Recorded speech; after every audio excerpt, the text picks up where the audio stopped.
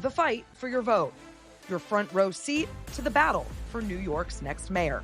It's the old guard clinging to power, chasing a candidate they never saw coming. Every night, our experts break it down. What New Yorkers want above all else is authenticity. We're listening to the people who matter most, you, the voters. And when the candidates sit across from us, nothing's off the table. What's your plan to make New York City feel like a safer city? S.E. Cupp, that's your perception. Of course, there's a lot of crime. So what's happening right now?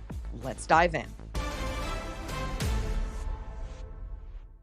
Welcome to Battleground NYC, the fight for your vote. It's Monday, November 3rd. It's election eve. I feel like breaking into Les Mis' one day more because that's where we're at. Finally, it's an exciting week. And later in today's show, we're going to talk to a New York City political insider about how this race is shaped up and the important road ahead for whomever wins on election day. But first, as always, let's get to the very latest news. And joining me now is Morgan McKay, political reporter at Fox 5 New York. Morgan, welcome back to the show. Thank you so much for having me. I appreciate it. I'm excited that this is almost the end here of all the election fun, I should say. I know, but I love our Monday rituals where I ask you, and I'll ask you for the last time, where were the political candidates over the weekend? Who were they talking to? What were they doing? So I think it's a hard way. I think it's hard to say who has a most packed campaign schedule, either Zohran Mamdani or Curtis Sliwa. They both have really hit the pavement, especially this past weekend, but throughout this election cycle. Zohran Mamdani, on Saturday, he joined Reverend Al Sharpton in Harlem. And Sharpton had an interesting message that seemed angled more toward Andrew Cuomo on Saturday, saying, quote, "If you can't get a vote on your record, don't play us against each other," and really pushing against Islamophobia that seems to be a little heightened in this race. And they were out campaigning together. Sharpton hasn't endorsed Mamdani, but they did go out and have this sort of unified approach on Saturday. And then he also went to 6 different nightclubs on Saturday night. It wasn't on his campaign schedule, but the videos were popping up almost all over my Twitter feed. And then also on Sunday, he went to church. He went and canvassed in Harlem. He met with voters at the New York City Marathon. He watched some football with Governor Kathy Hochul. He went and they watched the Bills, which drew a little bit of criticism, a little bit of from some people who are saying, you need to either pick the Jets, the Giants, but he's not saying he supports the Bills, but he was there with Governor Kathy Hochul, who's from Western New York, big Bills fan. Then he actually went to go watch the Knicks, and he sat in nosebleed seats. And this was also sort of a dig against Cuomo, who went to the Knicks game with Mayor Eric Adams, and they sat, of course, right there on the court. Now, Andrew Cuomo, he went and he campaigned a bit with Mayor Eric Adams on Saturday, and then he went and campaigned in Jamaica, Queens, in Brownsville. And then on Sunday, he went to 2 churches and then campaigned in the Bronx. I didn't see him at the marathon, but he did send people there who were canvassing, had shirts on and everything. And then Curtis Sliwa, another one that was saying he's been going nonstop. He started off every single morning of this campaign at a subway stop, except for this past Saturday. He actually started off his morning at a rally on Staten Island with former Mayor Rudy Giuliani. They were campaigning on Staten Island, and then he hit every borough on Saturday except for Brooklyn, but then made it up on Sunday, went to Brooklyn, did a few stops in Brooklyn, did a car parade, and then a rally in Queens, and then held another rally in Queens. And then at night, he walked through Times Square in Hell's Kitchen. So all 3 candidates really packed campaign schedule over the weekend.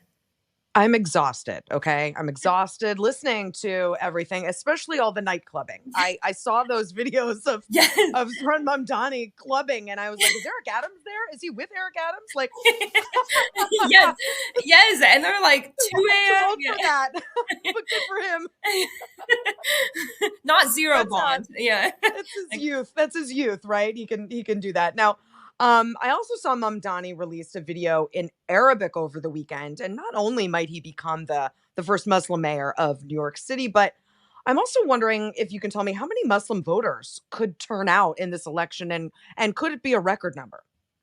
So there's definitely a high number of Muslim voters in New York City, and he has made outreach to Muslim voters, a core part of his outreach out of his campaign. And he's visited more than, I believe, 50 mosques already throughout this campaign cycle. Some of them he visited multiple times. And I believe his campaign, they said that he's visited over 180 mosques as a campaign whole. I think they've done to canvass them.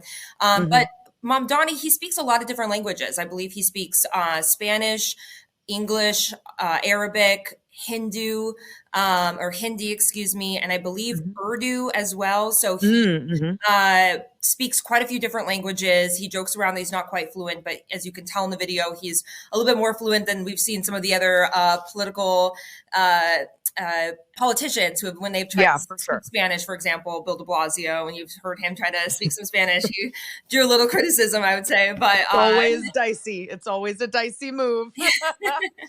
I saw Mamdani's also targeting another key group, Black voters. What's he been doing over the course of the last few days to win over that voting bloc? He's definitely been hitting all of the outer boroughs. He's been really trying to reach out, especially to older New Yorkers in some areas like the Bronx, Harlem. He's definitely been hitting more of the Bronx lately with Senator Gustavo Rivera, who's one of the local state senators up there. But it's definitely a little bit more of his weaker spot. You know, we saw this with Andrew Cuomo. He's been really leaning into Mayor Eric Adams, who does poll a little bit better in these neighborhoods where he has a little bit more of a established base in that area.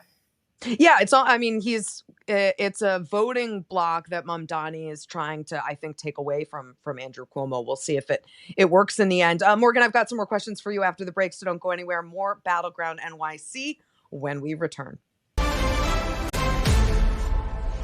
We're back with more Battleground NYC. I'm joined again by Morgan McKay, political reporter at Fox 5 New York. Morgan, let's talk a little bit more about Andrew Cuomo. He's attempting to appeal to a wide swath of voters. You know, he did MSNBC over the weekend. He also did Fox News over the weekend. We know he's been trying to court those Republican voters, those Sliwa voters. What else can you tell us about those appearances?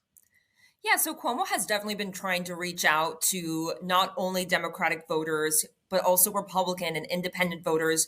And we've been watching him straddle this line that I find very interesting, and people much more knowledgeable are going to be probably writing about for a while now, is just how he has tried to reach out to these Republican voters by saying, you know, he is a Democrat, but at the same time, he's not one of the Democrats that is currently existing, saying often how he doesn't recognize the Democratic Party as it is now, but also trying to win over these frustrated, maybe more moderate Democrats, independents, while also saying with this message at the end of the day, he's not Mamdani. And if you are maybe uncertain about him, he's at least not a Democratic socialist who he believes is not a Democrat at all. So he's definitely been trying to straddle this line, which is why we're seeing him appear on a lot of different types of media, both right-leaning and left-leaning, and he's definitely trying to make that appeal.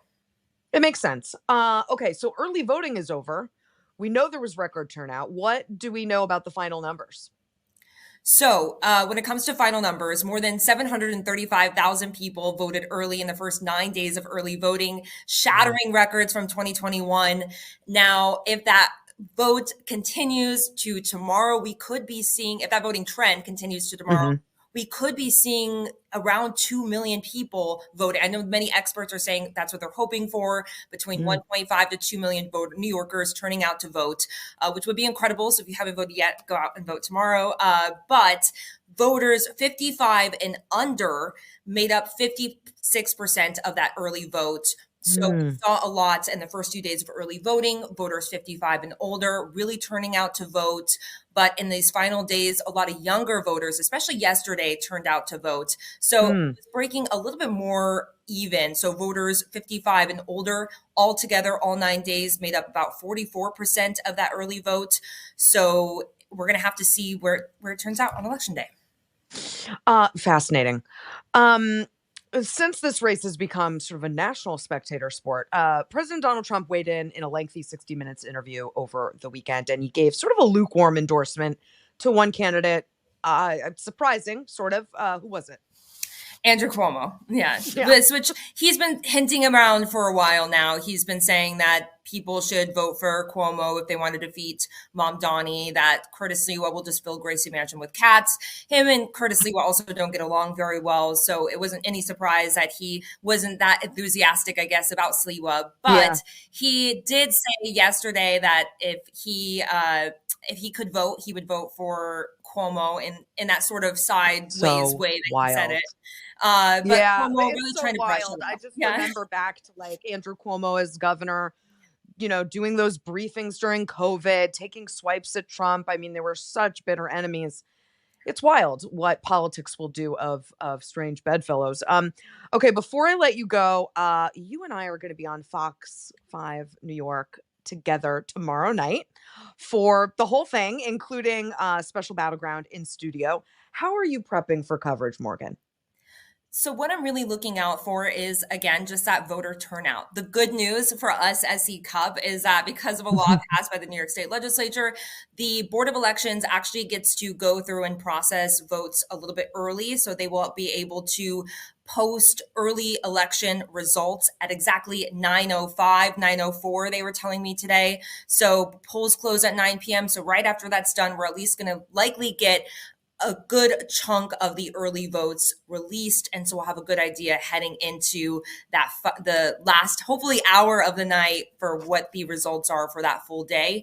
Something else to be watching out for is a lot of the earlier votes came from wealthier neighborhoods, so a lot of the working class still hasn't voted yet, and also a lot of independents, a lot of people unaffiliated with a party, they also haven't yet turned out to vote. So we're hoping to see just everybody coming out to vote. So I'm going to be watching those numbers tomorrow night, and hopefully, fingers crossed, we could have results as early as 10 p.m. Yeah, which is wild because in New York City, it usually doesn't come down to the wire. It's not usually very dramatic. We kind of know how it's going to go. This one's going to be dramatic, and I'm really excited for tomorrow.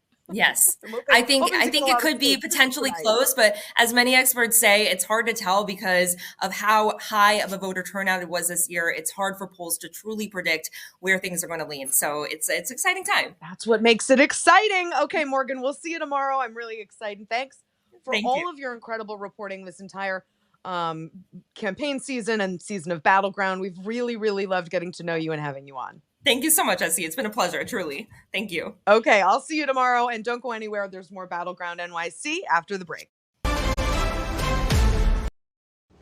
We're back with Battleground NYC, the fight for your vote, and joining me now for the bigger picture is Christine Quinn, a former New York City Council speaker. Christine, welcome back to the show. I should also note you ran for mayor. Yeah. Yes. You know the drill. Yes. So is it exhausting as these candidates may make it seen this weekend? It is exhausting. I mean, the city is just a huge place, and you don't want to overlook any corner, because if you overlook a New Yorker, they're going to let you know about it at the ballot. No question. And there is a long held tradition of the final weekend before primary day or election day of candidates going out to LGBTQ bars and doing a bar crawl, which Mondami clearly did, even I think taking over the DJ. I love that. Well, that part I could do. I'm good at a bar crawl. But yeah, it looked exhausting. So how are you feeling ahead of election day? Where do you think this is going to go tomorrow? Well, look, I think it's very unlikely that anybody but Mondami is the winner. I think the question really is, does Mondami get to 50% or more? I think if he gets over 50 or even gets 50, he can kind of say he has a mandate. And for national Democrats, then they can say, look, New York was clear. This is who they wanted, whatever you think. If he gets less than 50, it's not like he doesn't have a lot of support, but I just think 50 or more would put a little more wind at his back as he tries to implement. Yeah, I think you'll definitely hear both Republicans and Democrats if he's under 50% saying, well, but he won with a plurality. I think Democrats like Hakeem Jeffries would then be able to credibly say he doesn't totally represent the party. But yeah, that number where he lands is going to be really important. You're right.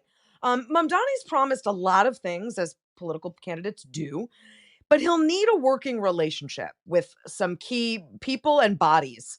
to get any of this done. I think starting with, most importantly, city council. Is that right? Yeah, I mean, it's very important if a mayor really wants to get their agenda out to have a good working relationship with the council, which does not mean you're always in Mm. agreement with them, but it means that you can agree to disagree agreeably, have a disagreement on Monday, maybe they veto a bill, and then on Wednesday stand together. Because at the city level, with a one house government, you really need to be partners. He also, since some of what he wants to get done can't get passed by the council, can only get done by the state Hmm. legislature, he needs to have a good relationship Yeah. with the governor, the speaker of the assembly, and the leader of With the Albany. state Yeah. senate. Can you think of a modern New York City mayor for whom those relationships were not good and maybe it impeded their ability to do their jobs? Well, right now, Mayor Adams and the council have not Mm. had a good relationship. Mayor Adams weighed into the speaker's race 4 years ago. He picked someone who Mm. lost. That's not a Yeah. good place to be if you're the mayor, because the new speaker knew you didn't have her back. And they've had nothing but disagreements, and not implementing the council's bills, even when they overrode a veto, things like that. Now, Bill de Blasio famously went onto New York One and attacked then Governor Andrew Mhm. Cuomo. So that relationship was about as bad as Yeah. you can get. So those Mm. are two examples, but stuff can really stall if you don't have good Well, working and speaking of relationships. the speaker, that's also a race that's going to be decided. How Yes. pivotal is that role in terms of it dealing with the mayor? Well, look, it's the second most powerful position in the city of New York's government.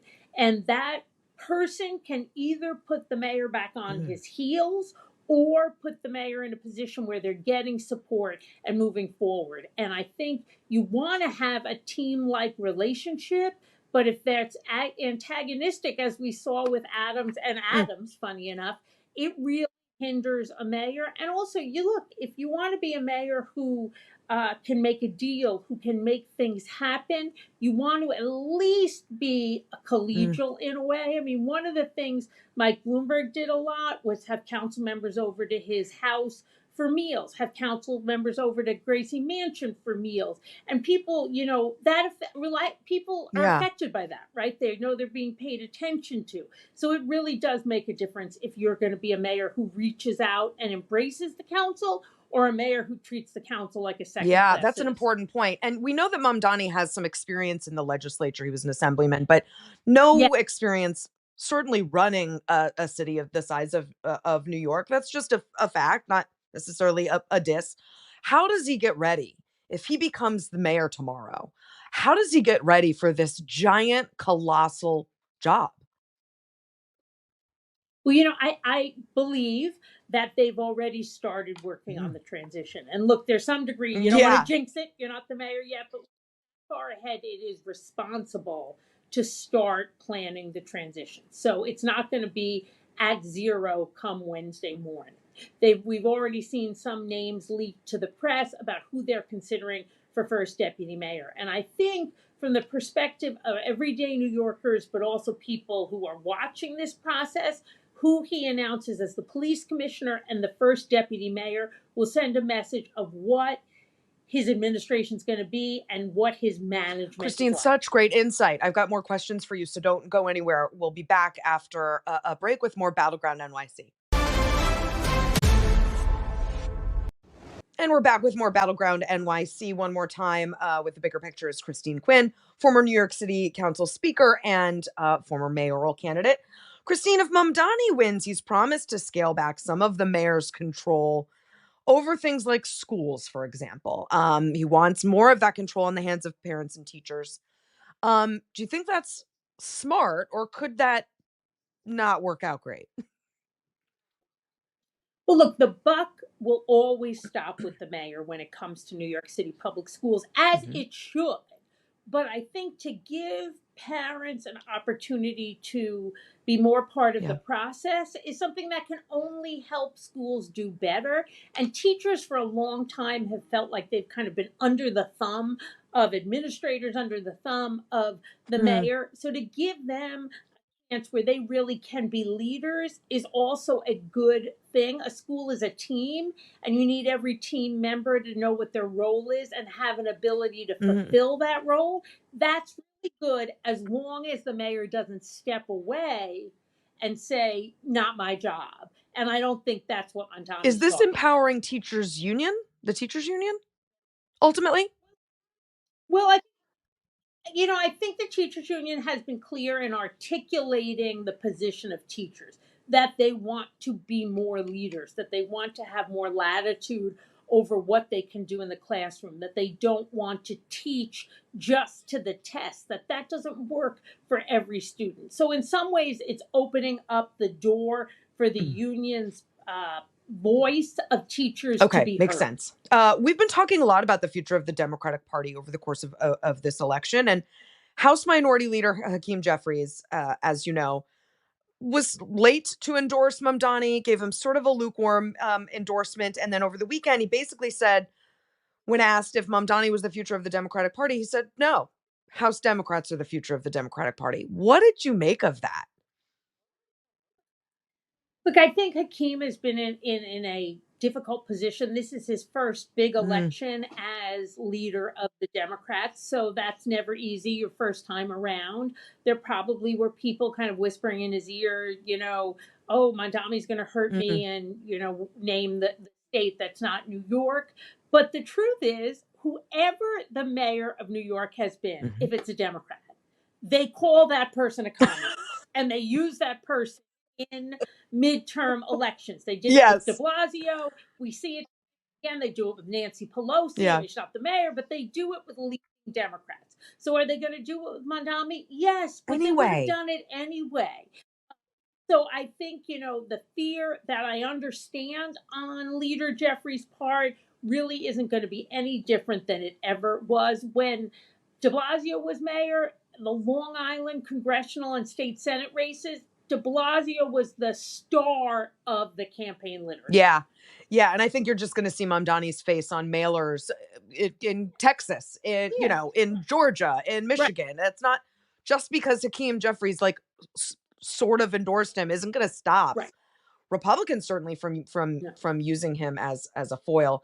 And Christine, before I let you go, I want your take on some other races. It's not just about New York City, but there's two big governor's races tomorrow as well: New Jersey governor and Virginia governor. Let's start with New Jersey. How do you think that one's going to go?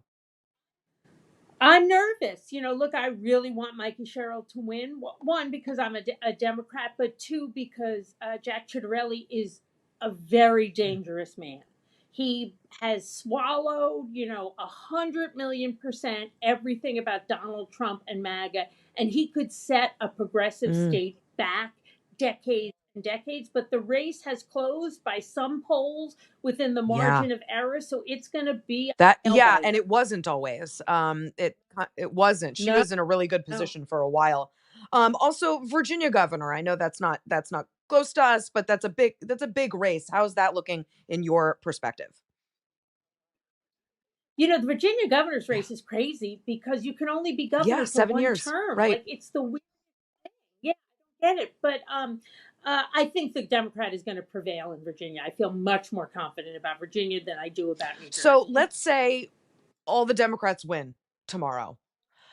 How needed is that momentum going into a midterm election year?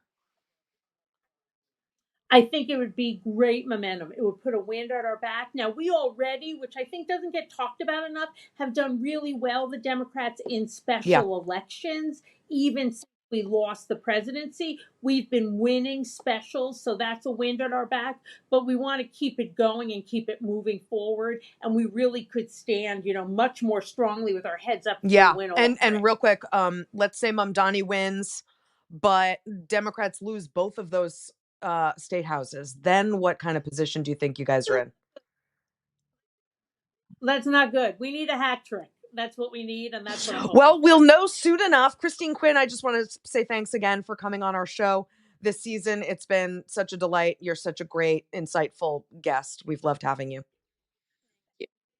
Thank you. Take care, Absolutely. everybody. Okay. And we are back here tomorrow, like I said, for a special Battleground Live from the Fox 5 New York set. And we'll be here for the whole week. So don't turn us off until this week's over. Hopefully, we'll know tomorrow, but I make no promises. Thanks for tuning in. Battleground NYC, the fight for your vote.